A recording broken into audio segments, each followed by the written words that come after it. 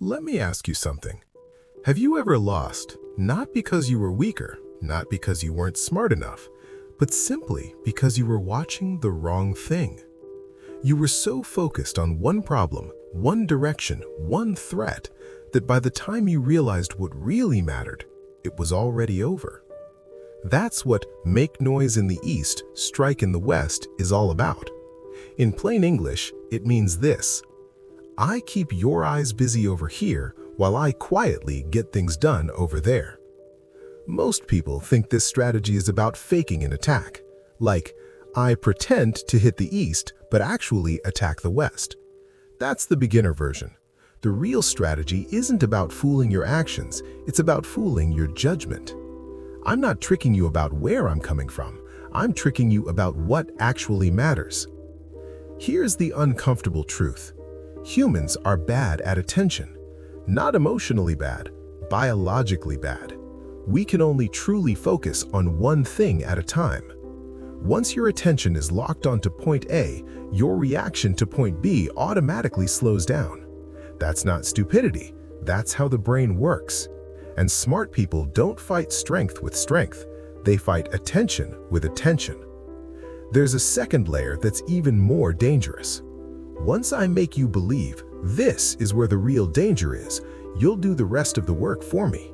You'll move your best people there, your best resources, your strongest defenses. You'll watch it day and night, and while you're guarding the East like your life depends on it, the West quietly becomes empty. That's the trap. The more you fear one direction, the more vulnerable you become somewhere else. Historically, this worked because the noise was real. The drums were real, the troops were real, the effort was real. If the East looks cheap or fake, nobody believes it. High-level deception always costs something. That's why it works. You don't convince people with lies, you convince them with believable effort. Now here's the thing. This strategy didn't die with ancient wars. You see it everywhere today. Take business. Companies love to talk. Big announcements, big visions, big headlines. That's the noise. Meanwhile, the real game, supply chains, pricing, data, distribution, happens quietly, far away from the spotlight. By the time competitors realize what's happening, the board is already set. Or look at work life. If you truly want to move up, don't walk around saying, I want a promotion. That's amateur hour. Smart people do something else.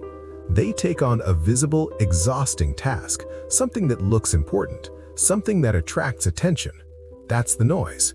While everyone thinks that's where their energy is going, they're quietly building something far more valuable, being hard to replace. When the moment comes, the position doesn't feel like a reward, it feels inevitable. Negotiations work the same way. If you show your real bottom line too early, you're done. Experienced negotiators argue loudly over secondary details. They let you believe those are the core issues. You get tired, you give ground, you want closure. Then, only then, they bring up what they actually wanted all along. At that point, resistance is expensive. Even in personal relationships, this matters. Not everyone deserves full access to your intentions.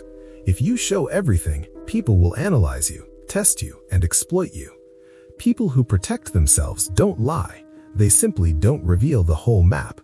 They give others a version that feels complete, so no one keeps digging. But here's the biggest warning. Never forget which side is noise and which side is the real objective. A lot of people get lost in their own performance. They start believing the distraction is the goal. That's how you deceive yourself. Remember this, the East is the smoke, the West is the result. This strategy isn't about being evil, it's about being realistic. The world doesn't reward the loudest intentions, it rewards the best managed attention. Some of the most important things in life should never happen on a stage. They should happen quietly, without applause, without witnesses. And by the time anyone notices, you're already somewhere else.